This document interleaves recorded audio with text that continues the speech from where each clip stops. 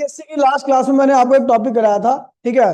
वो थोड़ा नया टॉपिक था, ठीक है। तो देखते भी है, ठीक है। ये कंसेप्ट था, मैंने कराया था, लेकिन दोबारा से कराओ क्योंकि उसके ऊपर क्वेश्चन कराने मुझे, ठीक है।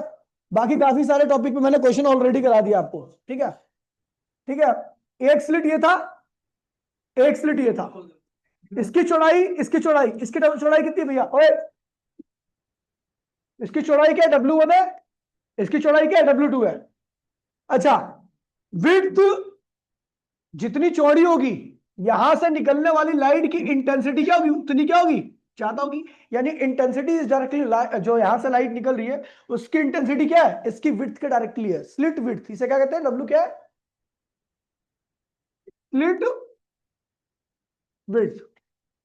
स्लिट विड्थ जितनी ज्यादा होगी, यहां से निकलने वाली लाइट की इंटेंसिटी क्या होगी? उतनी ज्यादा होगी, ठीक है। और यहां की भी बिल्कुल सेम यही रहेगा, I2 directly to omega two, omega नहीं W2। W क्या है? विड्थ ऑफ सेकंड स्लिट, ठीक है। अच्छा, एक चीज देखिए, इन दोनों को हम लिखते हैं I1 अपॉन में I2 इक्वल्स टू में क्या होगा? W1 अपॉन में W1 अपॉन में W2। इसे कर दो पहली इक्वेशन। अच्छा, हम जानते हैं, वी नो I1 किसके बराबर था? K times F amplitude square. और I2 किसके बराबर था? K टाइम्स ऑफ दूसरी वेव का एम्पलीट्यूड, दो सेकंड स्लिट से जो वेव निकल रही है उसके एम्पलीट्यूड का स्क्वायर। तो देन I1 अपॉन में I2 क्या होगा? A अपॉन में B का होल स्क्वायर। अच्छा, A अपॉन में B को मैं बोलूंगा, ए अपॉन में बी को बोलूंगा एम्पलीट्यूड रेशियो। क्या बोलूंगा? Amplitude, amplitude ratio. इसको एम्पलीट्यूड रेशियो बोलते हैं, ठीक है। तो देन आपका ये हो जाएगा आपका, देन I1 अपॉन में I2 इक्वल्स टू में क्या होगा? R square. ये होगी आपकी सेकंड इक्वेशन, ठीक है। अच्छा, अगर मैं बात करूं, भाई प्लीज बोलिए नहीं कोई भी, ठीक है। आई मैक्सिमा, आई मैक्सिमा क्या होता है? जिससे पूछूंगा, आई मैक्सिमा क्या होता है? बता दर्श,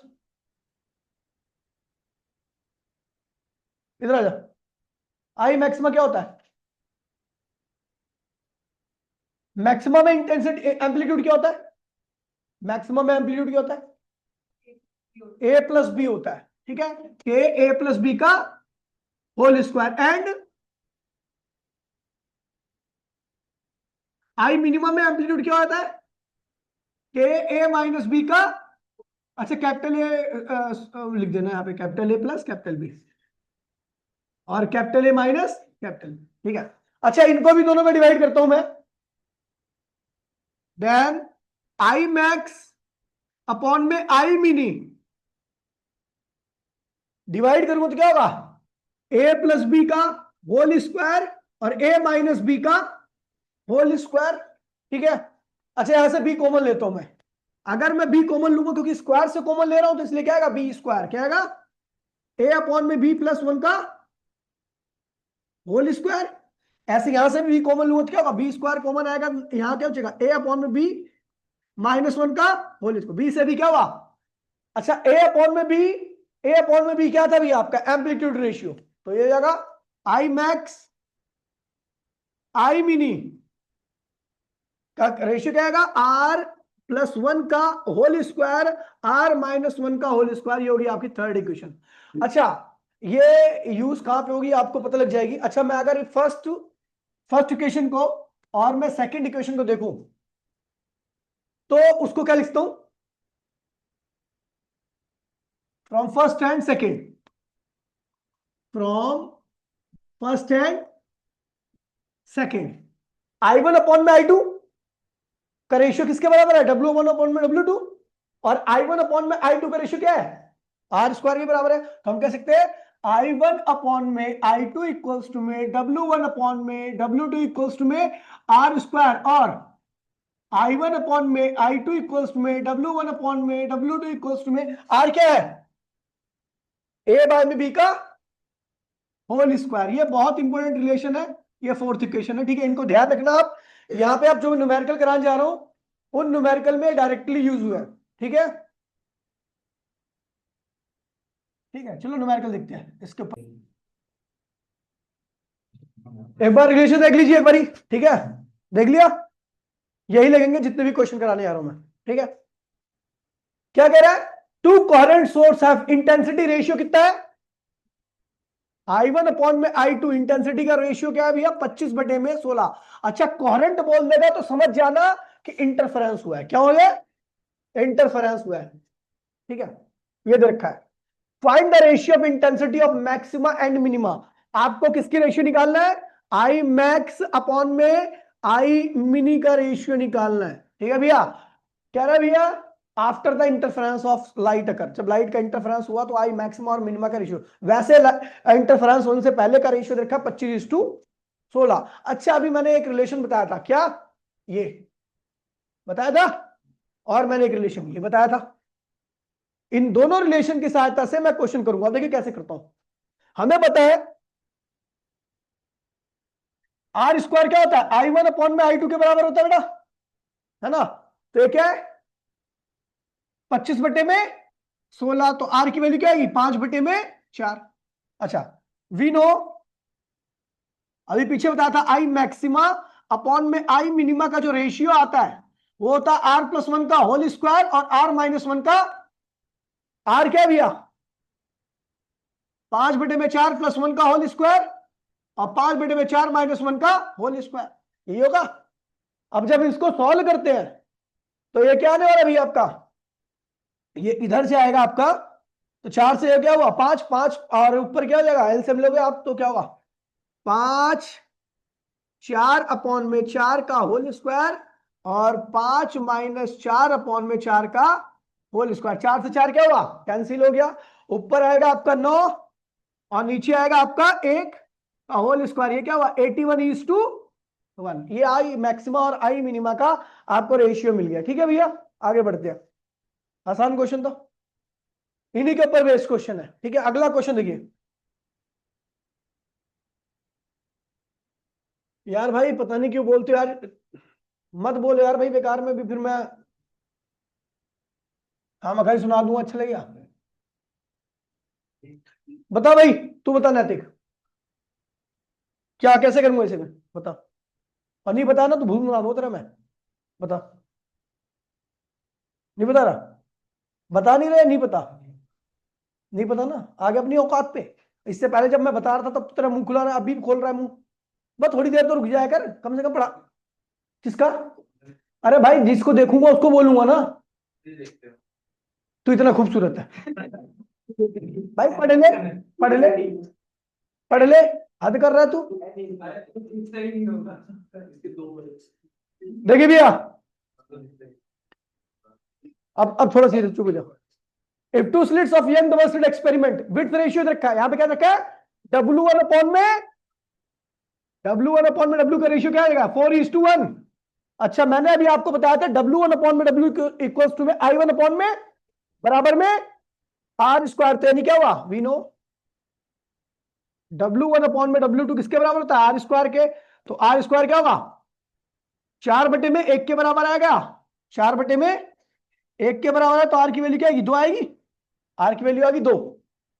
हमें क्या निकालना? मैक्सिमा और मिनिमा का रेशियो निकालना है। हो गया, आई मैक्स अपॉन में आई मिनी क्या होता है बेटा? R+1 का R-1 का। इससे करने से बहुत आसान हो गया। हमने देखा भैया कुछ भी नहीं करना पड़ रहा, वरना यहां वैल्यू रखते रखते आप बुढ़े हो जाते हैं, फिर भी निकलता आंसर एक बार में। ठीक है, तो क्या हुआ? 2+1 होल स्क्वायर, 2 - 1 का होल स्क्वायर, यानी क्या हुआ? 9:1 आंसर आ गया। अगला क्वेश्चन देखिए। अगला और एक तो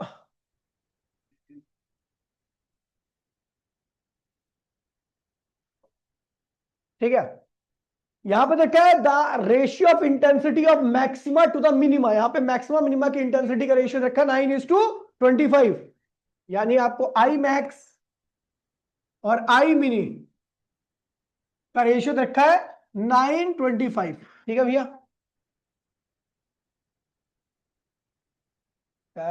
मिनिमा टू द मैक्स। अच्छा मिनिमा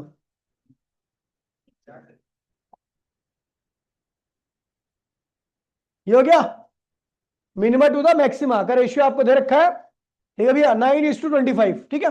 चलो ये क्या होता है, R+R-1। ये ऐसे कई बार मेरा गलत भी हो गया, मैंने उल्टा लिख दिया बार बार, होल स्क्वायर, और ये क्या 925, क्या निकलेगा ऐसे, क्या निकालूं, R निकालूंगा, क्या निकालूंगा, तो भैया क्या होगा, R+1 R-1 इक्वल में क्या, 3/5, स्क्वायर उधर गया तो अंडर रूट में कन्वर्ट हो गया, दोनों का होल स्क्वायर जाएगा, तो ये क्या होगा, क्रॉस मल्टीप्लिकेशन करो तो 5R+1 और 5R, नहीं यहां पे नहीं होगा, नहीं, अरे minima to the maxima ratio दे रखा है ना, मिनिमा टू द मैक्सिमा,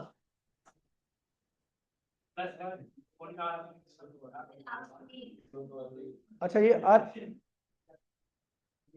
ऐसे बोलना, 3/5 है ना। अब हम क्रॉस मल्टीप्लीकेशन करेंगे तो क्या होगा, 5R-5, और इधर क्या होगा, 3R+3, ठीक है भैया। इसको पल्ली साइड मिला, इसको उल्ली साइड मिला तो क्या हुआ, 2R, ये उधर गया तो क्या हुआ 8, तो R इक्वल में क्या हुआ 4, R की वैल्यू तो 4 आ गई, लेकिन कुछ और रहा है, find the ratio of width, आपको विड्थ रेशियो निकालना है, क्या निकालना है, तो भैया वी नो क्या,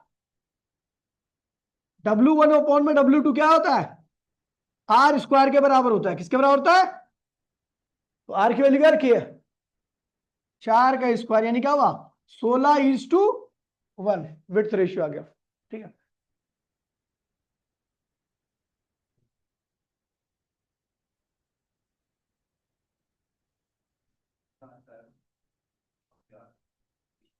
ठीक है,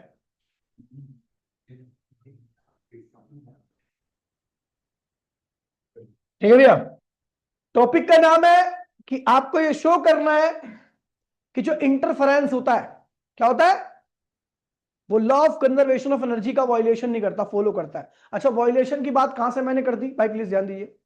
आपको पता है जब इंटरफेरेंस होता है तो कहीं पे ब्राइट लाइट बहुत ज्यादा हो जाती है, कहीं पे लाइट कम हो जाती है, तो आप ऐसा सोचोगे कि भैया लाइट कम होकर कहां गई या लाइट ज्यादा होकर के कहां से आई। इस केस में आपको लगेगा कि एनर्जी कहीं ना कहीं से आ रही है या जा रही है, कहीं पे लॉस हो रहा है या कहीं से गेन हो रहा है। ऐसा कुछ नहीं होता, जो पहले आपने एनर्जी दी है वही एनर्जी अब भी है। इसको प्रूफ करने के लिए 3 नंबर का क्वेश्चन आता है, क्या आता है भैया, conservation of energy in interference. हमें पता है इंटरफेरेंस होने से पहले इंटेंसिटी क्या होती है वेव की, K(A²) और दूसरी क्या होती है, K(B²). चलो ये देखिए, तो बिफोर इंटरफेरेंस आपकी जो इंटेंसिटी थी,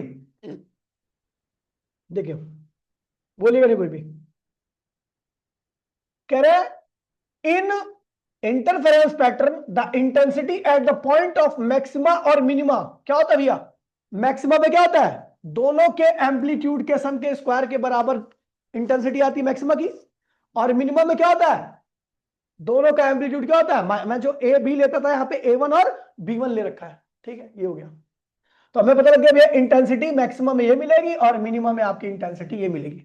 अच्छा, जहां पर इंटेंसिटी बदलती है, कोई चीज इरेगुलर होती है, नॉन यूनिफॉर्म होती है, तो उस केस में मुझे जो निकालना होता है, एक वैल्यू बतानी होती है ना, तो उस केस में मैं एवरेज निकालता हूं, क्या निकालता हूं, तो मुझे पता है ये इंटेंसिटी अलग है, ये इंटेंसिटी अलग है, इसलिए मैं निकाल रहा हूं टोटल। देखिए वेव में इंटेंसिटी का मतलब होता है एनर्जी, वेव में इंटेंसिटी का मतलब क्या होता है, आप जो अगला चैप्टर पढ़ोगे वहां पर आपको इंटेंसिटी का मतलब एनर्जी नहीं होगा, वहां पे नंबर ऑफ फोटॉन्स होंगे, क्या होंगे, वहां पर फ्रीक्वेंसी का मतलब एनर्जी होगा, लेकिन वेव ऑप्टिक्स में इंटेंसिटी का मतलब क्या होता है, एनर्जी होता है। क्या होता है, जिस वेव की इंटेंसिटी जितनी ज्यादा होगी उसकी एनर्जी क्या होगी, उतनी ही ज्यादा होगी, और जिसकी इंटेंसिटी जितनी कम होगी उसकी एनर्जी उतनी ही क्या होगी, कम होगी।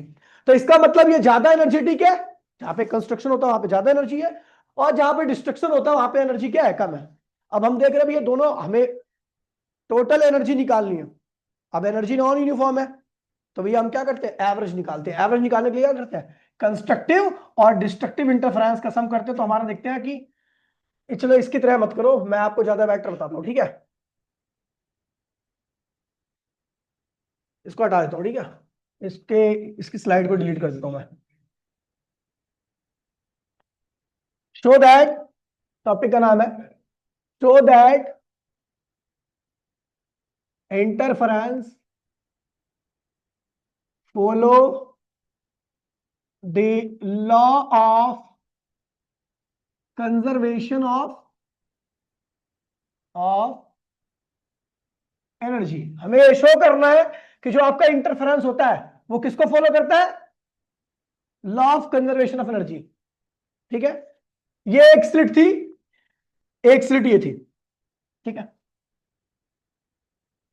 यहां से वेव निकली। ठीक है, इसकी इंटेंसिटी क्या है? I1 इक्वल्स टू में के ए स्क्वायर। इसकी इंटेंसिटी क्या है? I2 के बी स्क्वायर। ठीक है, बिफोर इंटरफेरेंस अगर मैं बात करूंगा, बिफोर इंटरफेरेंस इंटरफेरेंस होने से पहले टोटल एनर्जी क्या होगी? टोटल एनर्जी मतलब टोटल इंटेंसिटी क्या होगी? I1 प्लस I2 के सम के बराबर होगी। I1 क्या है? K a square. I2 क्या है? के बी स्क्वायर। के कॉमन ले लीजिए, ए स्क्वायर प्लस बी स्क्वायर, ये आ गई आपकी इनिशियल एनर्जी। क्या आ गई? ठीक है, आफ्टर इंटरफेरेंस क्या होगा? आफ्टर इंटरफेरेंस, इंटरफेरेंस होने के बाद क्या मिलेगा आपको? या तो मैक्सिमम मिलेगा और दूसरा क्या मिलेगा? मिनिमम। जैसे पहले आपको I1 I2 मिले थे ना, I1 I2, इंटरफेरेंस के बाद अब I1 I2 नहीं मिलेगा, या तो मैक्सिमम मिलेगा या मैक्सिमम रहेगा। तो क्या होगा मैं पूछूंगा, क्या होगा सुशील? मैक्सिमम की इंटेंसिटी क्या होती है? बहुत अच्छी बात है, बहुत बहुत सही जा रहा है बेटा। के ए प्लस बी का होल स्क्वायर। और मिनिमा की इंटेंसिटी क्या होगी? के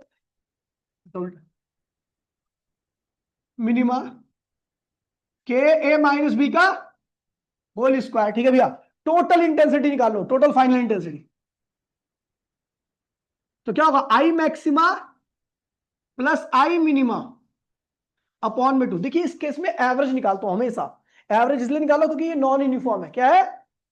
यहां पर बिल्कुल कम मिलेगी, यहां पे बिल्कुल ज्यादा मिलेगी। ठीक है भैया, तो इस केस में आपको ऐड हुई है, ये क्या हुई है? ऐड हुई है। तो इस केस में आपको क्या निकालना पड़ेगा? एवरेज निकालना पड़ेगा। यहां पर ऐड नहीं हुई है, इस केस में ऐड नहीं हुई, इसलिए मैंने एवरेज नहीं निकाला। इसमें ऐड होने के बाद ये मामला आया है, इसलिए हम क्या निकाल रहे हैं? एवरेज। ठीक है, तो अब एक चीज देखिए, मैथ्स तो सबको आती होगी। चलो, आई मैक्सिमा की वैल्यू क्या है? के ए प्लस बी का होल स्क्वायर। और आई मिनिमा का वैल्यू क्या? के ए माइनस बी का अपॉन में। ठीक है, चलो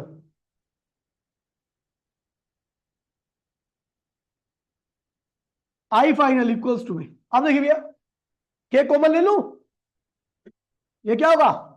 ए प्लस बी का होल स्क्वायर खोलो, A square plus B square plus 2ab। इसका स्क्वायर खोलो तो क्या होगा? A square B square minus 2ab upon में 2। ठीक है, अच्छा ये दोनों कैंसिल हो गए, क्या हो गया आपका?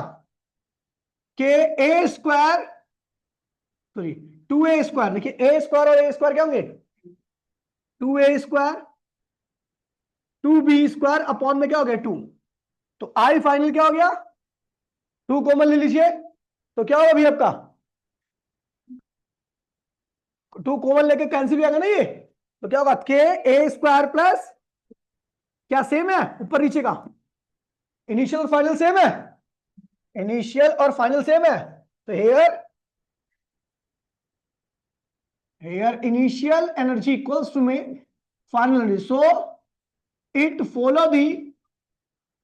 follow the law of conservation of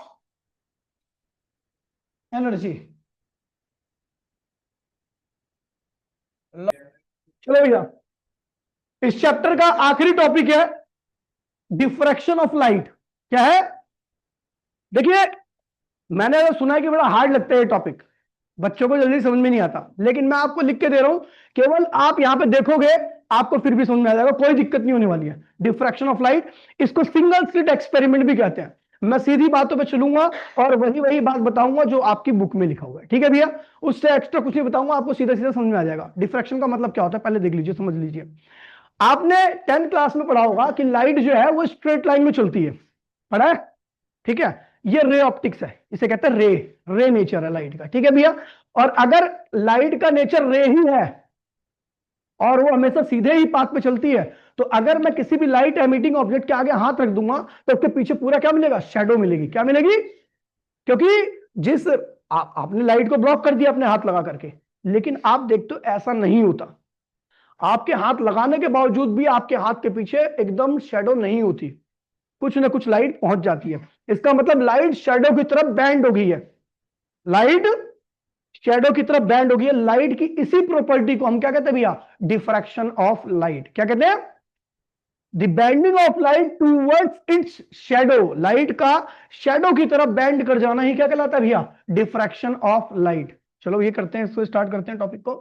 नाम है भैया diffraction of light. Diffraction of light. Light क्या है भैया टॉपिक, बता दिया आपको। Bending of light, bending of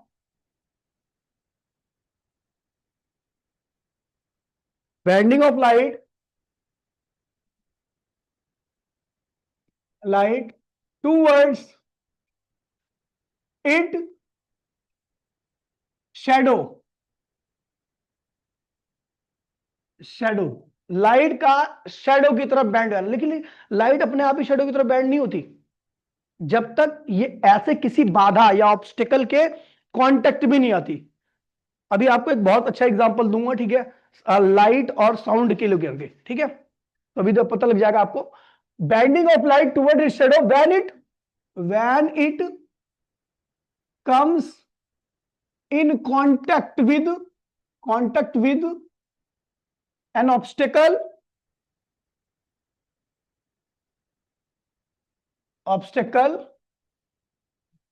C L होता है ना, ऑब्स्टेकल, सी एल ही होता है। Obstacle in order of wavelength of light. देखिए भैया समझिए इस चीज को जो लिखा है मैंने। कह रहा है कि भैया लाइट का शैडो की तरफ बेंड कर जाना कब, जब ये उस बाधा के कांटेक्ट में आए जो बाधा इसकी वेवलेंथ के ऑर्डर का, ऑर्डर मतलब लगभग साइज ही समझ लो। तो, हाँ देखिए, डिफ्रैक्शन का मतलब क्या होता है, जब लाइट किसी ऑब्स्टेकल, ऑब्स्टेकल मतलब होता है बाधा, रास्ते में कोई भी बाधा आ जाए उसे ऑब्स्टेकल बोलूंगा, ठीक है। उस ऑब्स्टेकल के जैसे ही कांटेक्ट में आएगी तो लाइट जो होगी वो शेडो रीजन की तरफ क्या करेगी, बेंड कर जाएगी। लेकिन वो जो ऑब्स्टेकल होना चाहिए वो हर ऑब्स्टेकल के साथ बेंड नहीं हो सकती। अभी इसका एक एग्जांपल देने जा रहा हूं मैं आपको, बहुत अच्छा, ठीक है। वो लाइट उसी ऑप्टिकल के कांटेक्ट में आने पे बैंड होगी जिसका साइज जो होगा लाइट की वेवलेंथ के ऑर्डर का होगा, मतलब वैसा ही होगा, ठीक है, लगभग बराबर। अब देखो मैं जो बोल रहा हूं वो आवाज सेकंड फ्लोर पे भी जा रही होगी, ठीक है। क्यों? क्योंकि मेरी आवाज मुड़ मुड़ के पहुंच गई। मुड़ना इसे कहते हैं डिफ्रैक्शन कहते हैं। क्या कहते हैं इसे? मतलब अब मेरी अब देखो जो यहां पे ट्यूबलाइट जल रही है क्या उसकी रोशनी सेकंड फ्लोर पे जा रही होगी? नहीं। इसका मतलब लाइट जो होती है वो इजीली डिफ्रैक्ट नहीं होती, लेकिन साउंड इजीली डिफ्रैक्ट हो जाता है हमारे आसपास के माहौल में। ऐसा क्यों? ऐसा इसलिए होता है क्योंकि मेरे साउंड की वेवलेंथ बहुत ज्यादा होती है। साउंड की वेवलेंथ और आसपास के आपके जो ऑब्जेक्ट है वो भी क्या, बड़े बड़े साइज के। तो बड़े साइज का ऑब्जेक्ट बड़ी वेवलेंथ को आसानी से डिफ्रेक्ट कर देता है और आसानी से आपकी आवाज जो होती है मुड़ मुड़ के पहुंच जाती है जहां पे उसको नहीं पहुंचना चाहिए, ठीक है। लेकिन लाइट के साथ क्या होता है, लाइट की वेवलेंथ बहुत कम होती है, फ्रीक्वेंसी बहुत ज्यादा होती है। तो इसलिए आपके आसपास में ऐसा कोई ऑब्जेक्ट ही नहीं होता जो उस लाइट को डिफ्रेक्ट करके कहा सेकंड फ्लोर पे भेज दे। तो भैया साउंड जो होता है आपके नॉर्मल लाइफ में इजीली डिफ्रेक्ट हो जाता है, क्योंकि आपकी नॉर्मल लाइफ में जो ऑब्जेक्ट यूज होते हैं उनका साइज क्या होता है, बड़ा होता है। अगर आपको लाइट के अंदर डिफ्रैक्शन देखना है तो भैया उसके लिए आपका ऑब्स्टेकल बहुत छोटा होना चाहिए, बहुत बहुत छोटे साइज का होना चाहिए, ठीक है। समझ गए? तो साउंड इजिली डिफ्रैक्ट हो जाता है, लाइट इजिली डिफ्रैक्ट नहीं हो पाती। चलो भैया यहाँ पर अब एक चित्र बना रहा हूं मैं। ये है,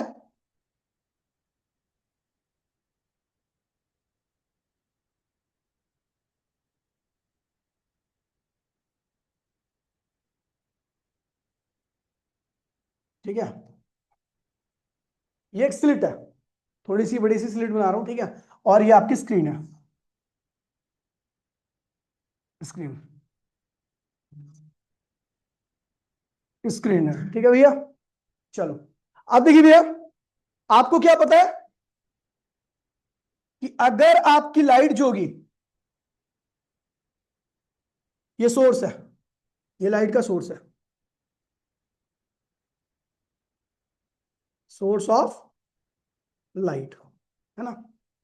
अब आपको पता है भैया, अगर ये सब क्या, ये बैरियर है, ये बैरियर है, ठीक है, मतलब इसको चीर करके लाइट नहीं जा सकती, ठीक है। तो अब क्या होगा, 10th के ज्ञान से आप क्या समझोगे कि ये लाइट यहां पे जाएगी, केवल यहां पर बनने वाला ब्राइट स्पॉट क्या बनेगा, यहां पे, यहां बनेगा ब्राइट स्पॉट, ब्राइट स्पॉट। और इस ब्राइट स्पॉट को एक और नाम से जाना जाएगा, सेंट्रल मैक्सिमा। किस नाम से जाना जाएगा, सेंट्रल मैक्सिमा नाम से। पता है क्यों, क्योंकि सेंटर पे होता है। ये क्या होता है, अच्छा आपको मैंने बता दिया था परसों ही क्लास में कि जो YDSC है, यंग डबल स्लिट एक्सपेरिमेंट है, स्क्रीन पर कहीं पर भी आप ब्राइट स्पॉट देखोगे, सबकी इंटेंसिटी क्या होगी, सेम होगी। एक स्क्रीन पर YDSC के केस में इंटेंसिटी कभी भी चेंज नहीं होती, प्रूव भी करा दिया था। क्योंकि जहां पर भी कंस्ट्रक्टिव होगा, चाहे आगे हो स्क्रीन में, चाहे कहीं पर भी देखोगे, इंटेंसिटी क्या होगी, √I1 प्लस √I2 का होल स्क्वायर। हमेशा इंटेंसिटी आपको यही मिलने वाली है, मतलब उसमें इंटेंसिटी चेंज होती है, यहां पर इंटेंसिटी चेंज होगी।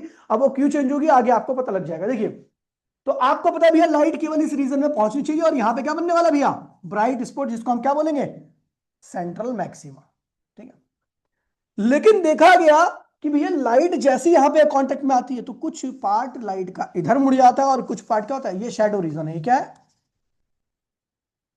ये आपका शैडो रीजन, शैडो रीजन। ये भी क्या आपका शैडो रीजन, ठीक है। इसका मतलब लाइट शैडो की तरफ भी बेंड होगी है। इसी को हम क्या कहते हैं भैया, डिफ्रैक्शन ऑफ लाइट। इसी को क्या कहते हैं, लाइट डिफ्रैक्ट कर गई, मुड़ गई है। कब, जब ये ऑब्स्टेकल, ये छोटे से कोने के कांटेक्ट में आई।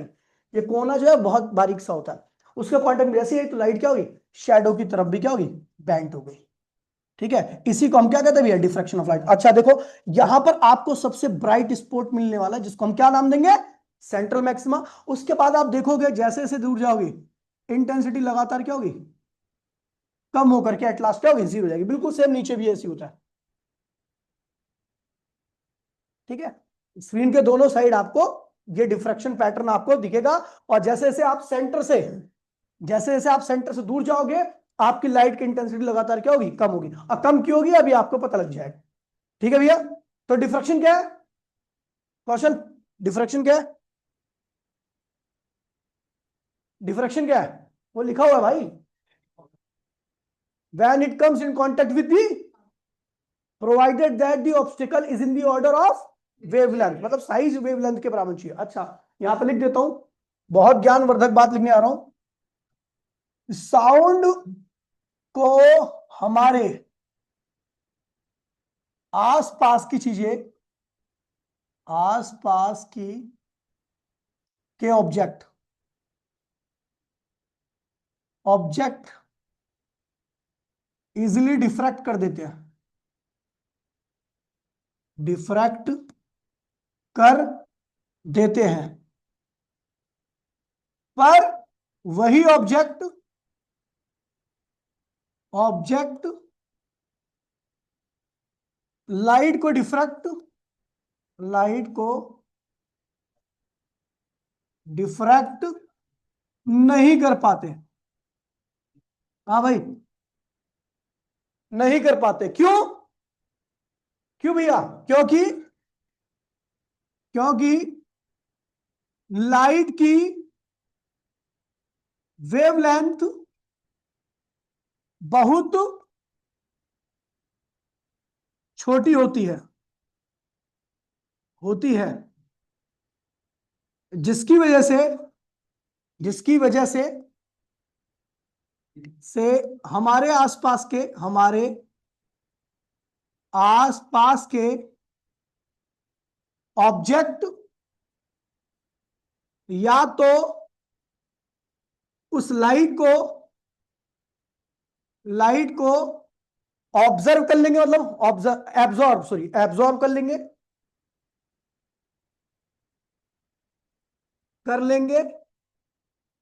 या रिफ्लेक्ट कर देंगे। ठीक है भैया, तो ये ध्यान रखना, बहुत इंपॉर्टेंट बात है, ठीक है, कि साउंड आपका आसानी से डिफ्रैक्ट हो जाता है लेकिन लाइट आसानी से डिफ्रैक्ट नहीं हो पाती। समझ गया, ये मैंने रीजन लिखवा दिया। अब हम करने आ रहे हैं भैया सिंगल स्लिट एक्सपेरिमेंट, ठीक है, डिफ्रैक्शन का।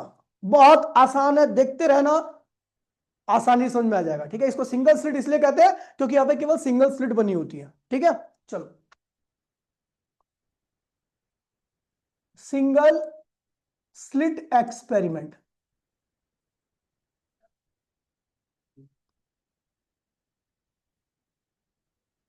इसका एक और नाम है फॉर्नहाफर डिफ्रैक्शन। क्या है? फॉर्नहाफर डिफ्रैक्शन, ध्यान रखना भाई, ठीक है, पूछ लूंगा बीच में, और जो नहीं बता पाएगा तो भाई कम से कम 4-5 मुक्के मारूंगा नॉन स्टॉप। अरे ये नहीं, जो मैं पढ़ाने जा रहा हूं वो पूछूंगा, ठीक है, और जो नहीं बता पाया सही मैं बता रहा हूं, झाम उतार दूंगा उसका मुक्के मार मार के, पहले बता रहा हूं। ठीक है, सिंगल स्लिट एक्सपेरिमेंट क्या ये? Fraunhofer diffraction, Fraunhofer diffraction, normally single slit experiment कहते हैं इसको, क्योंकि यहां पे केवल एक स्लिट होती है, वहां पर 2 स्लिट होती है। अब देखिए भैया, ठीक है, ये है आपका एक सिंगल स्लिट। ठीक है, थोड़ी बड़ी बना दी है मैंने ताकि आपको, और ये आपकी स्क्रीन है, ये क्या है अभी आपकी स्क्रीन, स्क्रीन। ठीक है, ये है सेंटर पॉइंट जहां से आपको, चलो पहले यहां पे बनाता हूं, ये आपका वेव फ्रंट है।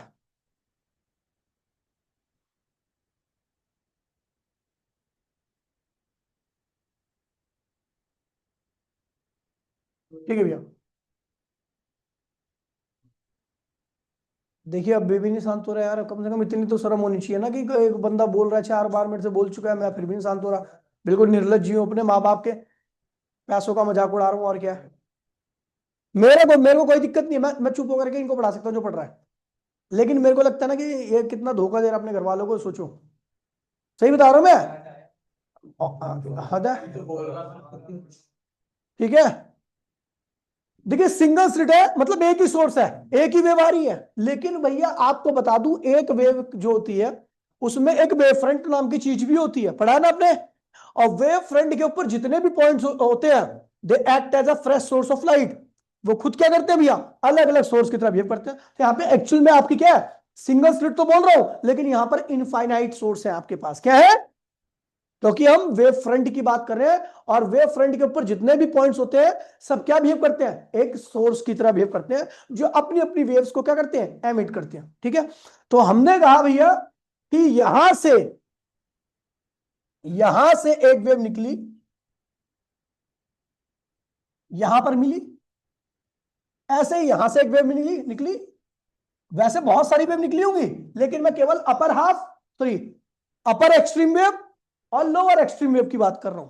ठीक है भैया, जिसने लास्ट क्लास में किया होगा उसके लिए काफी आसान पड़ जाएगा, क्योंकि काफी सारी कैलकुलेशन वैसी है, लास्ट में कुछ चेंज होगा। ठीक है, तो ये जो सोर्स है, जो इस सिंगल स्लिट में जो वेव आ रही है, वेव के ऊपर जो पॉइंट्स हैं प्रेजेंट है, कैसे बिहेव कर रहे हैं भैया, वो सब एक नए नए सोर्स का काम कर रहे हैं। ठीक है, और वो नई नई वेव्स को एमिट कर रहे हैं, और सारी वेव जाके मिली किस पॉइंट पर, इस पी पॉइंट पर, और इस पी पॉइंट पर क्या हो गया, इंटरफेरेंस हुआ। क्या हुआ? इंटरफेरेंस ही बोलूंगा मैं, ठीक है, वैसे इंटरफेरेंस नहीं है, ये डिफ्रैक्शन है, मैं बोल रहा हूं वेव का मिलना, इंटरफेरेंस बोल दे रहा हूं, कोई दिक्कत नहीं। ठीक है, अब देखिए क्या हुआ, यहां से वेव गई, यहां के सोर्स ने एक वेव को छोड़ा और वो इस पॉइंट पर मिली, और यहाँ के वेव ने एक सोर्स, यहाँ के एक सोर्स ने यहाँ पे एक वेव को छोड़ा, तो वहीं पे उसी पॉइंट पर जाके मिली, सारी वेव उसी पॉइंट पर मिली है, और इस पॉइंट पर दोनों वेव का क्या हो गया, इंटरफेरेंस हो गया। अच्छा, इंटरफेरेंस कंस्ट्रक्टिव भी होता है, डिस्ट्रक्टिव भी होता है, आपको बताया था। कंस्ट्रक्टिव और डिस्ट्रक्टिव इंटरफेरेंस इस बात पे डिपेंड करता है कि दोनों वेव के बीच में फेज डिफरेंस या पाथ डिफरेंस कितना होगा, याद है? चलो, तो मैंने डायग्राम भी बनाया था, अगर आपको याद होगा तो। कंस्ट्रक्टिव कब होता है, डिस्ट्रक्टिव कब होता है? कंस्ट्रक्टिव कब होता है, जब क्रस्ट क्रस्ट और ट्रफ ट्रफ एक दूसरे को ओवरलैप करते हैं, और डिस्ट्रक्टिव कब होता है, जब क्रस्ट और ट्रफ ओवरलैप करते हो। ठीक है, चलो अब ध्यान रखना। तो भैया मैंने कह दिया, चलो अभी डायग्राम पूरा बनाते हैं। ठीक है, एक रेफरेंस लाइन खींच रहा हूं मैं, एक रेफरेंस लाइन मैंने खींच दी यहां से, सेंटर नहीं, ये रेफरेंस लाइन है। ठीक है, इसको मैंने नाम दे दिया ओ, और ये हो गया आपका ओ डैश। ठीक है, यहां से एक लाइन और खींच दीजिए, यहां से, वो भी कहां मिली, इस पॉइंट पी पर। ठीक है, इसका एंगल कितना था यहाँ पे, थीटा एन था। क्या था, ये दूरी जो थी यहां से, आपको बता दूं, ये कैपिटल डी है। क्या है ये, कैपिटल डी। कैपिटल डी क्या है, separation in between, separation in between slit, वो स्लिट है, स्लिट है स्क्रीन। ठीक है, इस यहां को नाम दे दिया मैंने ए, और इस पॉइंट का नाम दे दिया मैंने बी। ठीक है, चलो अभी ये हो गया। ठीक है, अब मैं यहां पे एजम्पशन ले रहा हूं, बगैर एजम्पशन का काम नहीं चलेगा। एजम्पशन क्या है, एजम्पशन क्या, एजम्पशन है कि जो स्क्रीन है वो इस स्लिट से बहुत दूर है। क्या है, capital D is much much greater than small D. Sorry sorry, screen is very very far away from slit, slit से बहुत दूर है। ठीक है, स्लिट से स्क्रीन बहुत दूर है। ठीक है, सो क्या होगा, और एंड, और ये भी बता रहा हूं, एंड कैपिटल डी यानी ये वाली दूरी जो है वो इसकी चौड़ाई से क्या है, स्मॉल डी होती है। क्या होती है, small D. Capital D is much much greater than small D. ये क्या है, स्लिट, स्क्रीन की दूरी, और ये क्या है, स्लिट विड्थ। ये क्या है, स्लिट विड्थ। यहां पर भैया सेपरेशन नहीं है स्लिट के बीच में, ये स्लिट विड्थ ही है। डब्ल्यू भी लिख सकता हूं, और कई बुकों में डब्ल्यू भी लिखा गया, एनसीईआरटी में डी लिखा है, तो मैं डी ही लिख रहा हूं। ठीक है, तो ये क्या हुआ, स्लिट विड्थ है। तो बोल रखा है कि ये जो डी है ना, वो इसकी चौड़ाई से क्या है, बहुत ज्यादा है।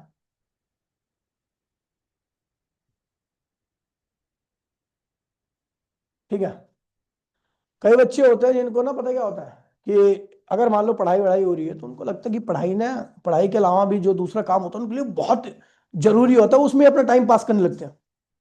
मतलब समझे मेरी बात, समझ रहे हो, जैसे मान लो पढ़ाई हो रही है, ठीक है, पढ़ाई हो रही है, और उनका मन नहीं लग रहा पढ़ाई में, तो उनको कुछ भी काम मिल जाएगा, चाहे एक चींटी चलती हुई दिख जाए, चाहे उनको अपने हाथ पे कुछ लिखा हुआ दिख जाए, तो वो पढ़ाई के मुकाबले ना, वो चीज उनको बहुत अच्छी लगने लगती है, क्योंकि उनमें लगता है कि यार ये ज्यादा टाइम पास। अबे भाई ऐसा कुछ नहीं है, ताला चाबी से खेल रहे हैं। ठीक है, ध्यान दीजिए भैया, भाई देखिए मुद्दे पे आते हैं। ठीक है भैया, अब जैसी मैंने ये एजम्पशन ली, तो मैं यहां पे एक छोटा सा डायग्राम बना रहा हूं। यहां पर मैं छोटा सा डायग्राम बना रहा हूं, नैतिक भाई इधर देख लो, छोटा सा डायग्राम बना रहा हूं। ये क्या है, स्मॉल डी है। क्या है, और ये पॉइंट पी बहुत दूर है, तो मैंने बहुत ज्यादा बड़ा बना दिया, स्मॉल डी, ये रहा, ये रहा, और वो पॉइंट पी है जहां पर आपका इंटरफेरेंस हो रखा है। तो यहां से जो रेस खींच रहा हूं मैं, उन सबकी लंबाई आपको क्या दिख रही है, लगभग सेम, तीनों ही क्या दिख रही है, एक दूसरे के पैरेलल। ठीक है भैया, तो ये ध्यान रखना, ए बी और ये, ठीक है, और ए पी। तो क्या होगा भैया, A P parallel to OP parallel to BP, ये तीनों पैरेलल रहेंगी। एपी, हाँ एपी,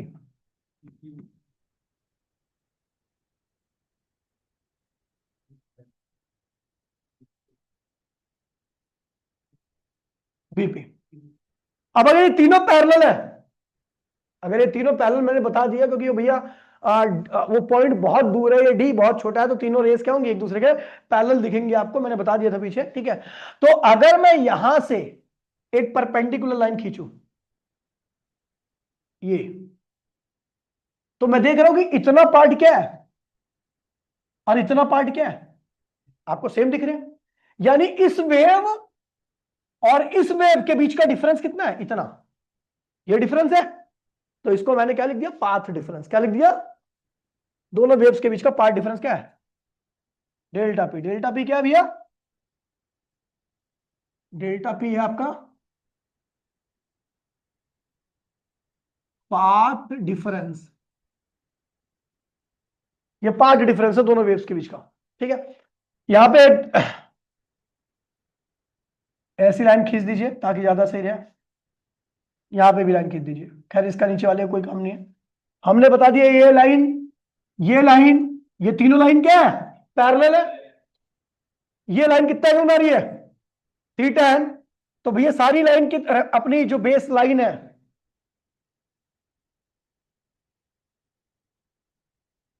ठीक है, उसके साथ एंगल कितना बनाएंगी, ये भी थीटा बनेगा और ये भी क्या होगा, थीटा। नीचे बनाने की आवश्यकता नहीं है। अब देखिए, मुझे पता है ये लाइन और ये लाइन क्या है, पैरेलल है, और ये क्या है, इसके ऊपर परपेंडिकुलर है। तो ये इसके ऊपर भी क्या होगी, परपेंडिकुलर होगी। चलो ठीक है, तो ये लाइन इसके ऊपर क्या है, परपेंडिकुलर है। ये क्या होगा, 90 माइनस थीटा। अच्छा आपको पता है ये परपेंडिकुलर इसके ऊपर, अगर ये 90 माइनस थीटा है तो क्या होगा, थीटा एन हो जाएगा। ये क्या होगा, थीटा एन। ठीक है, डायग्राम बन चुका है। ठीक है, यहां से यहां तक की दूरी जो है मैंने लिख दिया इसको वाई एन। क्या लिख दिया, वाई एन। अगर आपने परसों वाली क्लास में देखा होगा थोड़ा सा, तो बहुत सारी चीज वहां से मैच कर रही है। ठीक है, समझ गए। तो भैया अब हम लिखने आ रहे हैं, देन इस पार्ट डिफरेंस की वैल्यू निकाल रहा हूं। इस पार्ट डिफरेंस, अच्छा इसको नाम दे दो एल। ठीक है, इस पॉइंट को जहां पे परपेंडिकुलर खींचा आपने, तो हमने लिखा in triangle A L B, A L B. अगर ए एल बी ट्राइंगल को आप देखते हो तो ये एक राइट एंगल ट्राइंगल है। इसका ये एंगल है, ये क्या है, परपेंडिकुलर है, और ये क्या है, हाइपोटेनियस है। एंगल परपेंडिकुलर और हाइपोटेनियस कहां पे आते हैं, साइन थीटा में। कहां पे आते हैं, साइन थीटा। तो हम जानते हैं भैया साइन थीटा एन क्या होगा, परपेंडिकुलर पॉइंट में हाइपोटेन्यूस। परपेंडिकुलर क्या है, डेल्टा पी, और हाइपोटेन्यूस क्या है, स्मॉल डी, स्लिट विड्थ। तो डेल्टा पी की वैल्यू क्या होगी, यहां पे देखिए, और आपको बता दूं यहां पे हेयर थीटा एन क्या है, स्मॉल है। क्या है, स्मॉल है, तो साइन थीटा एन क्या होगा, थीटा एन आपको बहुत छोटा है, स्मॉल एंगल है, सो साइन थीटा एन क्या होगा, थीटा एन के बराबर होगा। एंगल छोटा है तो इसलिए साइन थीटा को क्या लिखूंगा, थीटा। हम क्या लिखेंगे, ध्यान, थीटा एन इक्वल्स में क्या होगा, डेल्टा पी अपॉन में स्मॉल डी। ये बहुत इंपॉर्टेंट इक्वेशन है। अब देखिए भैया, ये तो आपको करना ही करना है, यहां तक आपको आना ही आना है। अब इसके बाद सारी चीजें आएंगी। देखिए भैया, मैं जो बोल रहा हूं केवल वही सुनना, ठीक है। और मेरी बात को ध्यान सुनना, क्योंकि अब बोलने वाला काम ज्यादा है, समझाने वाला। मैंने, ये मेरी क्या है, अपर एक्सट्रीम वेव, ये क्या है, और ये क्या है, लोअर एक्सट्रीम वेव। और इसके बीच में भी बहुत सारे सोर्स है, तो सबकी वेव होंगी, सारी वेव यहां पे आ रही होंगी, ऐसे करके सारी वेव उधर इस पॉइंट पर जाके मिल रही होंगी।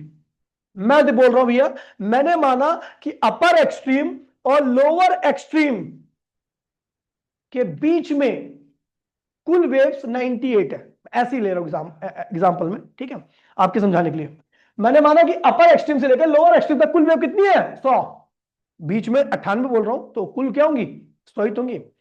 तो मैंने बोला भैया, ए से लेकर बी तक जितने भी सोर्स हैं, उन सब ने मिलकर के पी पॉइंट पर कितने वेव्स को भेजा है, 100 वेव्स को भेजा है। ध्यान रखना भैया, कितनी वेव्स को भेजा है। तो मैंने कहा भैया, अगर 100 वेव है, लिखने की आवश्यकता नहीं है, ये केवल मैं समझने के लिए बता रहा हूं। तो पहली, अगर मैं कह रहा हूं if path difference delta P, delta P क्या है, लैम्डा है। अच्छा, डेल्टा पी किसके बीच का पाथ डिफरेंस है, देखिए डेल्टा पी किसके बीच का पाथ डिफरेंस है, पहली और लास्ट के बीच का पाथ डिफरेंस क्या है, डेल्टा पी है।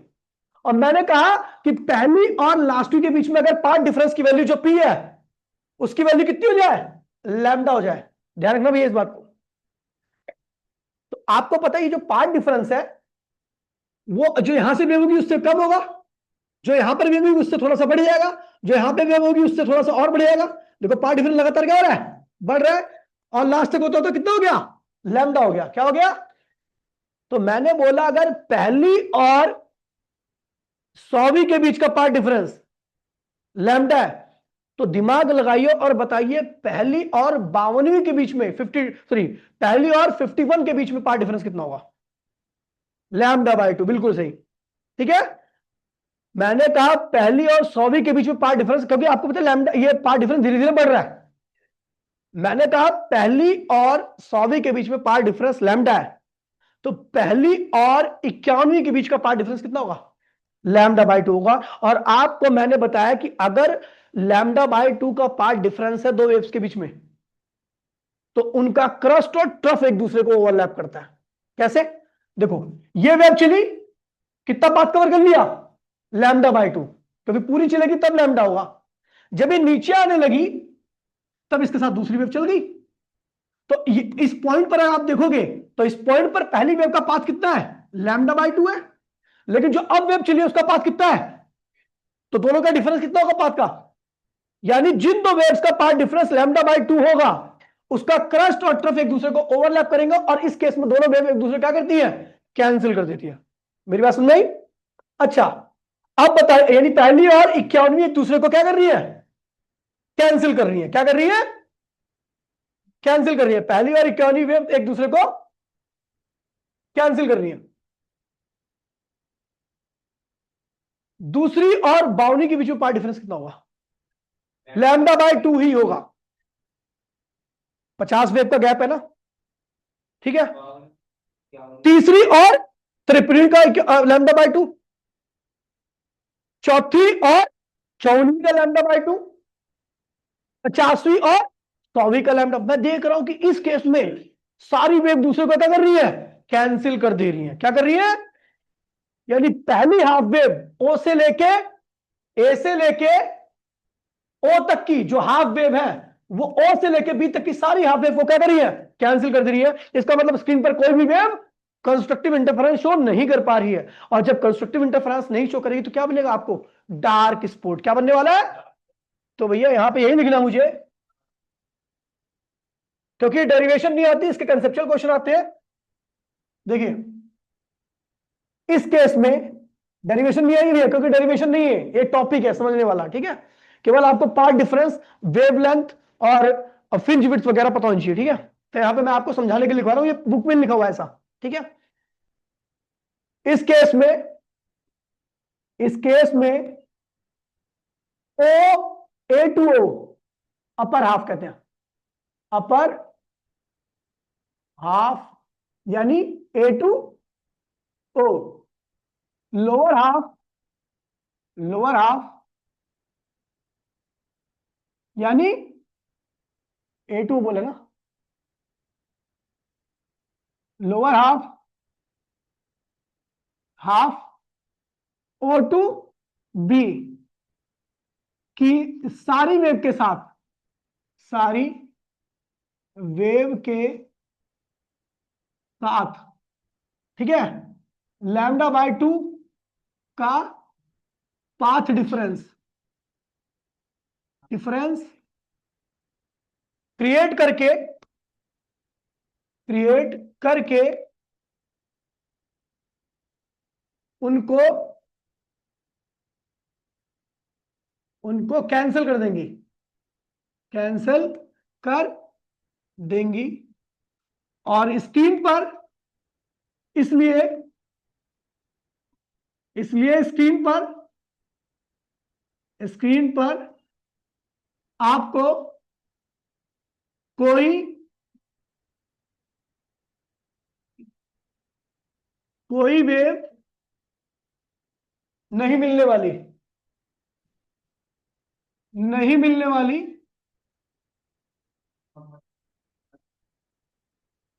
और इस केस में, और इस केस में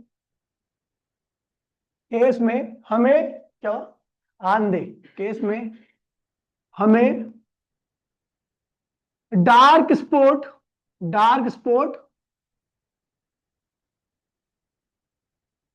मिलेगा, मतलब फर्स्ट क्या मिलेगा, फर्स्ट मिनिमम। ठीक है, यानी अगर आपका पार्ट डिफरेंस पहले और पहले यहां पे क्या लैम्डा पार्ट डिफरेंस पर आपको इंटरफेरेंस में वाईडीएससी में कंस्ट्रक्टिव मिलता था ब्राइट स्पॉट, यहां पर क्या मिल रहा है डार्क स्पॉट मिल रहा है। If delta P equals to में 2 लैम्डा कर दूं, यानी पहली और 100वीं के बीच में पार्ट डिफरेंस 2 लैम्डा हो गया, तो क्या होगा, पहली और 100वीं के बीच में पार्ट डिफरेंस क्या है 2 लैम्डा है।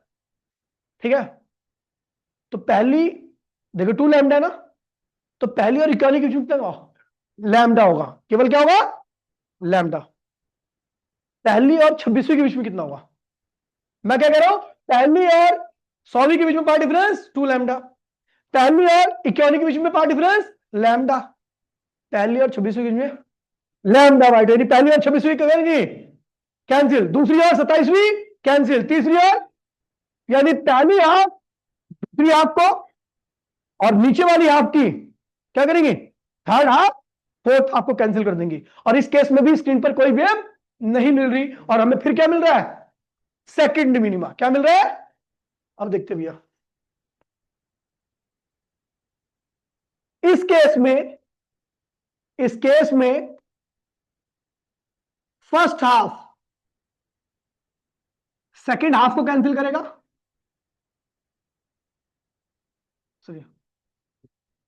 फर्स्ट 1/4 वेव सेकंड 1/4 वेव को कैंसिल करेगा, सेकंड 1/4 वेव को कैंसिल करेगा करेगा इस केस में क्या होगा फर्स्ट 1/4 वेव यानी शुरू की 1/4 वेव सेकंड 1/4 को कैंसिल करेगी, और थर्ड 1/4 वेव फोर्थ 1/4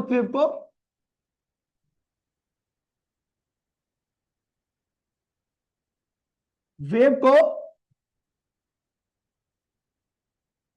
कैंसिल कर देगा, और हमें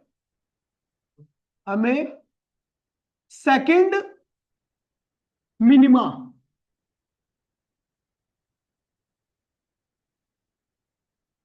मिलेगा। तो ये क्या है second minima. So if delta P equals to में एन लैम्डा होगा, अगर डेल्टा पी की वैल्यू किसके बराबर होगी एन लैम्डा के,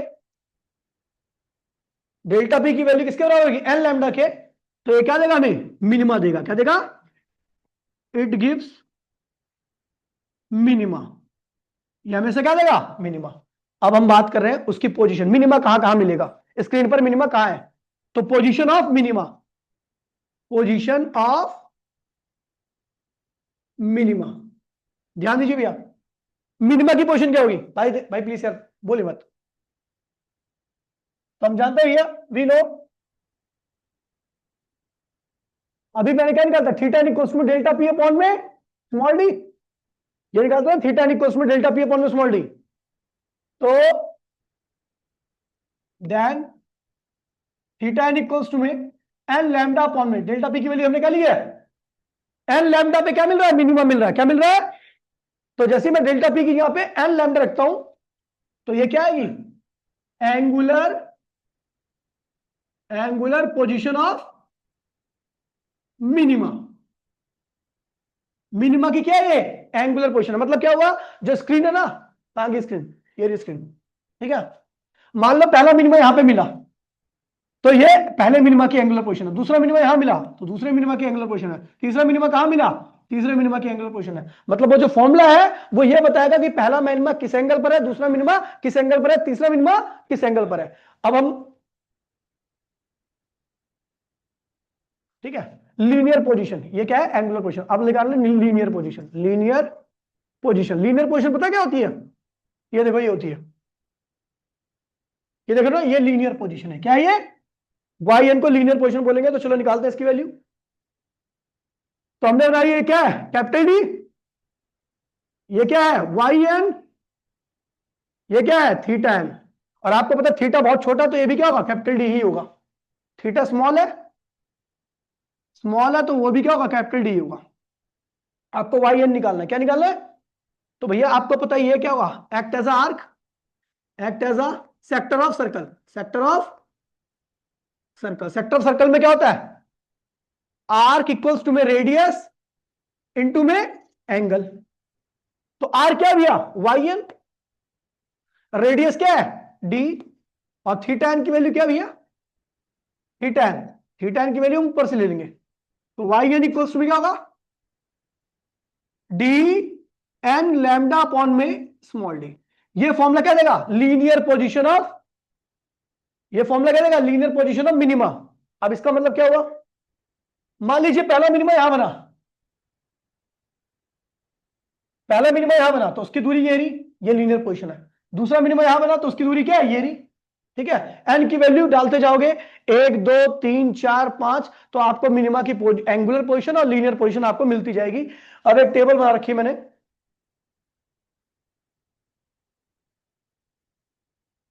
सो ये टेबल है छोटी सी।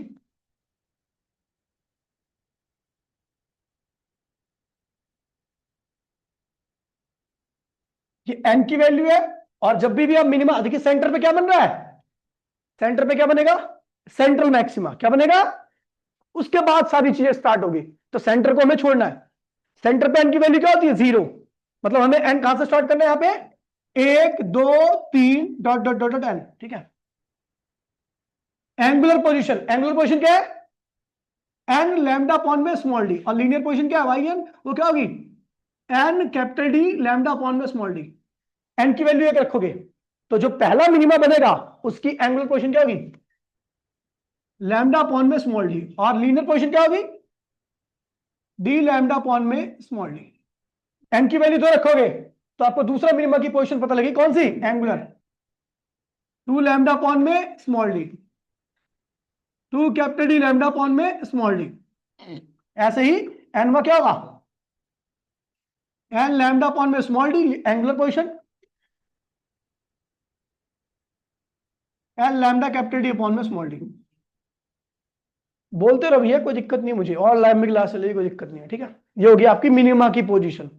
ये लीनियर पोजीशन है, ये एंगुलर। अभी स्क्रीन पर हम बनाएंगे। ठीक है, अब अगर ये पार्ट आपको समझ में आ गया है, तो अब हम मैक्सिमा की बात कर रहे हैं। छोटा सा है बहुत ज्यादा, तो इसमें कोई, जिसको पीछे समझ में आ गया ना, अब जो आएगा उसको सब कुछ समझ में आ जाएगा पहली बार में ही। ठीक है, देखिए अब आ रहे भैया, इफ डेल्टा पी क्या कर दूं? 3 लैम्डा/2 कर दूं। क्या कर दूं? वहां पे क्या स्टार्ट किया था मैंने? लैम्डा से। यहां पे 3 लैम्डा/2 से स्टार्ट करो। क्यों, पागल हूं क्या मैं? देखिए भैया सुन लीजिए, आपकी कितनी वेव आ रही है? 100 वेव। अपर एक्सट्रीम और लोअर एक्सट्रीम में कुल कितनी वेव है? 100। अगर 0 पार्ट डिफरेंस रहेगा तो सारी वेव पहुंचेंगी, सब बनाएंगी कंस्ट्रक्टिव इंटरफेरेंस। क्या बनेगा? ब्राइट। अच्छा, 0 पार्ट डिफरेंस कब मिलता है? जब सबकी सब वेव की लंबाई क्या होती है? सेम होती है। तो ये जब ही हो सकता है जब सारी वेव कहां पे है? सेंटर पे। सेंटर पे आएगी तो सबका पाथ क्या होगा? सेम रहेगा, पार्ट डिफरेंस की वैल्यू 0 आएगी, सारी वेव आएंगी, कंस्ट्रक्टिव इंटरफेरेंस मिलेगा, बनेगा। और जो स्पॉट बनेगा बहुत डार्क बनता है। आपने देखा टॉर्च जलाई होगी, टॉर्च की रोशनी यहाँ पे सेंटर पे होती है, बहुत ब्राइट होती है, उसके बाद धीरे धीरे क्या होती है? हल्की होती जाती है। ठीक है, ये टॉर्च ये समझ लो जो हम टॉपिक कर रहे हैं। ठीक है, अब देखिए, मैंने, अब देखो, मैं अगर पार्ट डिफरेंस लैम्डा/2 से स्टार्ट करता, तो पहली और 100वीं के बीच में पार्ट डिफरेंस क्या होता? लैम्डा/2। तो पहली और 100वीं तो काटती, 98 में बचती, वो सब स्क्रीन पे क्या बनाती? कंस्ट्रक्टिव। और वहां पे ब्राइट स्पॉट ही बनता। और आपको पता, ब्राइट स्पॉट उतना ही होता जितना लगभग क्या होता? 100 वेव का था, क्योंकि यहाँ पे 98 का वेव का कंस्ट्रक्टिव इंटरफेरेंस हो रहा है, वहां पर 100 का रहा। दोनों ऑलमोस्ट सेम है, तो इसलिए हम कहां से स्टार्ट कर रहे हैं? 3 लैम्डा/2 से। अब देखो क्या करते हैं, इसको हम कहते हैं लैम्डा/2, लैम्डा/2, लैम्डा/2। कितनी वेव्स रखी मैंने? 100। तो उन वेव्स को मैं ऐसे नंबर में आ रहा, 33 यहां पर आ गई, 33 यहां पर आ गई, और 33 ही क्या होगी? यहां पर आ गई। ठीक है, तो आपको पता है 100 वेव्स को, चलो मैंने 34 कर लो, कोई दिक्कत नहीं है, एक एग्जांपल लिया मैंने, ठीक है। मैंने 100 की जगह पे 39 वेव 99 वेव ले लिया, तो ये हो गया। पहली वेव किसको कैंसिल करेगी इस केस में? कैंसिल होगी कुछ वेव? बिल्कुल कैंसिल होगी भैया। पहली वेव है वो 34वीं वाली को कैंसिल करेगी, और 33वीं वेव 66 वाली को कैंसिल करेगी, लेकिन बाकी बची जो वेव्स है वो कैंसिल नहीं हो पाती। और इस केस में 34 वेव स्क्रीन पर पहुंच रही है और क्या बन रहा है? कंस्ट्रक्टिव। लेकिन आप देख रहे हो सेंटर पे तो 100 वेव पहुंच रही थी, लेकिन पहले ही मैक्सिमा जो बन रहा है उसमें अब कितनी वेव बच रही है? केवल 33 वेव। सेंटर पे 100 वेव है, 100 वेव की ब्राइटनेस ज्यादा होगी, 33 की ज्यादा होगी? 33 की कम होगी, और 100 की क्या होगी? ज्यादा। तो इंटेंसिटी कम होने लगी ना। अब अगले में देखना और कम हो जाएगी। तो यहां पे लिखोगे first one third wave, first one third wave second one third wave को कैंसिल करेंगी, और last one third wave screen पर पहुंचेगी, और हमें फर्स्ट मैक्सिमा मिलेगा, फर्स्ट मैक्सिमा मिलेगा। पहला मैक्सिमा मिल गया। चलो, if delta P equals to में 5 lambda by 4, sorry 2, 5 lambda by, इसको क्या लिखूंगा? Lambda by 2 plus lambda by 2 plus lambda by 2 plus 20 wave यहां पे आ गई, 20 वेव यहां पे आ गई, 20 वेव यहां पे आ गई, 20 वेव यहां पे आ गई, 20 वेव, ये वाली पार्ट इसको कैंसिल कर देगा, ये वाला पार्ट। अब कितनी वेव बच रही है स्क्रीन पे? इंटेंसिटी क्या होगी? ब्राइट तो बनेगा, लेकिन इंटेंसिटी क्या होगी? तो इसमें लिख देता हूं first one fourth wave, first one fifth wave second one fifth को कैंसिल कर देगी। कैंसिल करने का मतलब पार्ट डिफरेंस क्या? लैम्डा बाय 2 का, समझ जाना। Third one fifth wave fourth one fifth को कैंसिल कर देगी,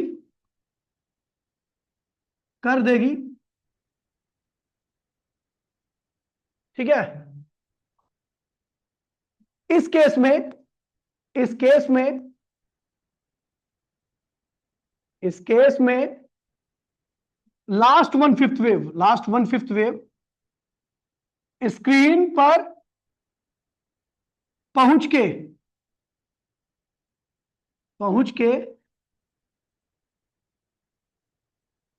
ब्राइट स्पॉट क्रिएट करेंगे, ब्राइट स्पॉट क्रिएट करेंगे, यानी सेकंड मैक्सिमा, ठीक है। तो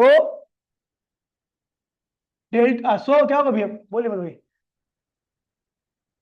डेल्टा पी इक्वल्स टू में 2n+1 लैम्डा बाय 2, ये क्या होगा? Position of nth maxima, sorry position नहीं, कंडीशन ऑफ nth मैक्सिमा। वो पहले मैक्सिमा की कंडीशन थी, फिर दूसरे मैक्सिमा की, और ये किसकी कंडीशन होगी? लेकिन इंटेंसिटी लगातार क्या होगी? नोट में ध्यान रखना,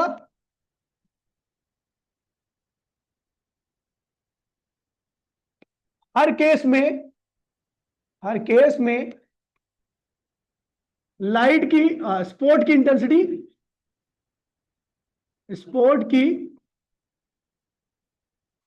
इंटेंसिटी क्या होगी?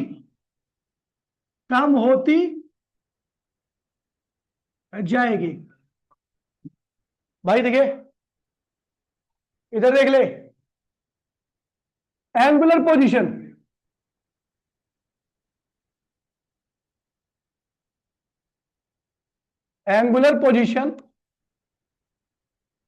Of maxima. तो भैया मैक्सिमा की एंगुलर पोजीशन क्या होगी? तो चलो लिखते हैं भैया, आपको पता है थीटा एम क्या था? एंगुलर पोजीशन वो क्या था? डेल्टा पी अपॉन में स्मॉल डी। इस बार हमें डेल्टा पी की वैल्यू क्या रखनी है, क्योंकि मैक्सिमा की बात कर रहे हैं ना, तो ये रखनी है, क्योंकि इन सारे केस में मैक्सिमा ही आने वाला है। तो एंगुलर पोजीशन 2n+1, ठीक है, लैम्डा, और क्या होगा 2 डी, ये एंगुलर पोजीशन देगा। लीनियर पोजीशन क्या होगी, लीनियर पोजीशन यानी वाई एन क्या होगी, बना लो ट्रायंगल, थीटा छोटा है, ये वाई एन है, ये डी है, ये डी है, तो यहां पे आपका वाई एन की वैल्यू आएगी आपकी डी, लगा देना बस।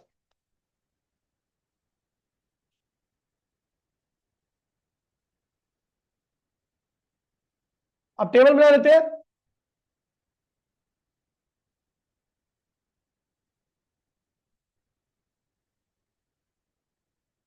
देखिए यहां पर भी हमें क्या, कहां से एन की वैल्यू कहां से स्टार्ट करनी है, एक से, क्योंकि जीरो पे क्या बन रहा है, सेंट्रल मैक्सिमम पोजीशन फिक्स करके बैठा हुआ है, 1 2 3 एन,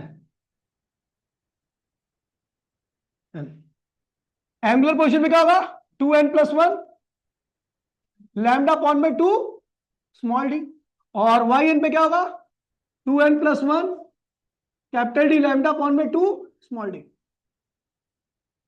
पहला जो मैक्सिमम बनेगा सेंटर के अलावा कहां बनेगा, एक रखो तो क्या आएगा 3 लैम्डा अपॉन में 2 स्मॉल डी, और वो क्या बनेगा, ये तो एंगुलर पोजीशन है, इतने एंगल पर बन रहा है, लीनियर पोजीशन क्या होगी 3 लैम्डा कैपिटल डी अपॉन में 2 स्मॉल डी। ऐसे क्या होगा, दूसरा क्या मिलेगा 5 लैम्डा 2 स्मॉल डी, यहां पे क्या होगा 5 लैम्डा कैपिटल डी अपॉन में 2 स्मॉल डी। ऐसी एन में क्या मिलेगा 2n+1 capital D upon, sorry, lambda upon में 2 स्मॉल डी, और ये क्या हुआ 2n+1 lambda capital D upon में 2 स्मॉल डी।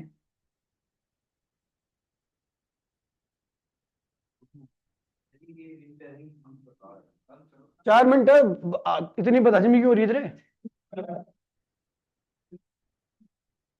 मैं लिख के दे रहा हूं, इतनी देर से मैं चिल्ला रहा हूं, एक वर्ड ही नहीं आएगा इसको, मैं लिख के दे रहा हूं, और जबकि मैंने बहुत आसान टॉपिक बताई है। अगर किसी ने सुना होगा ना, हो सकता है बीच में थोड़ा बहुत भटक गया होगा, लेकिन फर्क नहीं पड़ता उससे, जहां सुनने लगेगा वहां समझ में आने लगेगा, ऐसा टॉपिक ही नहीं है भाई ये। और मैं लिख के दे रहा हूं, अगर बुक में दिखा दूं ना मैं आपको, आपके हाथ पैर कांप जाएंगे इसको समझने में, डायग्राम देख के आप डर जाओगे, ठीक है।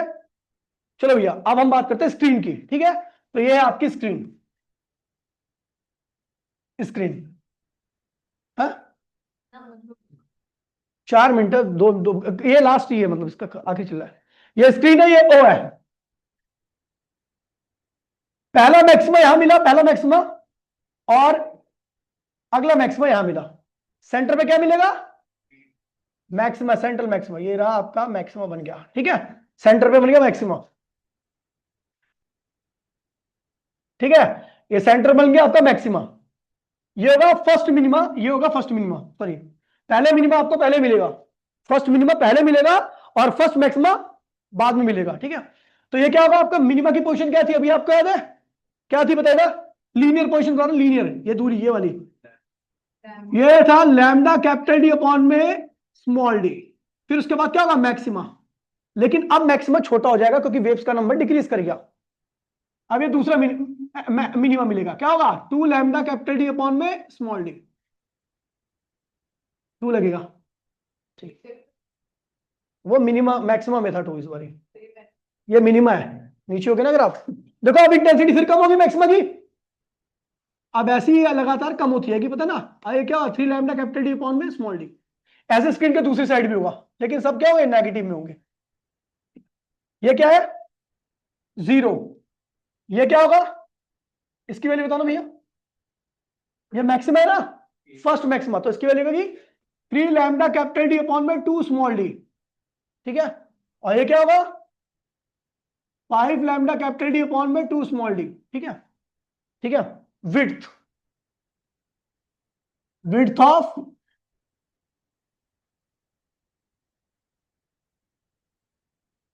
विड्थ ऑफ मैक्सिमा, देखिए भैया ये मैक्सिमा है, इसकी विड्थ निकालने के लिए तो मिनिमा की पोजीशन को क्या करो माइनस कर दो, maxima difference of 2 consecutive minima. तो पहला मिनिमा आपने क्या ले लिया, ये, और दूसरा, सॉरी, पहला मिनिमा ये रहा, दूसरा मिनिमा, दोनों को माइनस कर दो तो आपका डिफरेंस क्या आएगा, लैम्डा कैपिटल डी अपॉन में स्मॉल डी। अच्छा, एंगुलर विड्थ क्या होगी भैया, जब भी एंगुलर की बात की जाए तो कैपिटल डी क्या करना, इसमें कैपिटल डी हटा दोगे तो क्या होगा, लैम्डा अपॉन में स्मॉल डी। ये एंगुलर विड्थ आ गई। तो बताओ विड्थ ऑफ मिनिमा, क्या मिनिमा क्या है, ये रहा मिनिमा। इसकी विड्थ क्या होगी, दो मैक्सिमा की पोजीशन को क्या करो, माइनस कर दो, डिफरेंस ऑफ टू कंसेक्यूटिव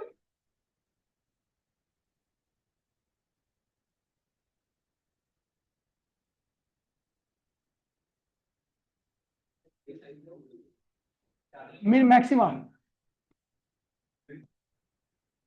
तो पहला मैक्सिमा देखिए भाई प्लीज, दूसरा मैक्सिमा ये लेते हैं, पहला मैक्सिमा ये लेते हैं, दोनों को माइनस कर दो, क्या आएगा, लैम्डा कैपिटल डी अपॉन में स्मॉल डी आएगा, टू नहीं आने वाला। और एंगुलर विड्थ क्या होगी,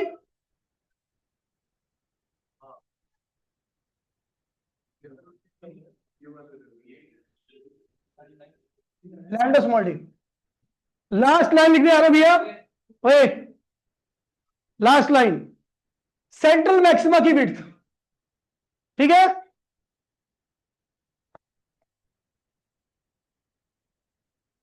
चलो यार खत्म करो।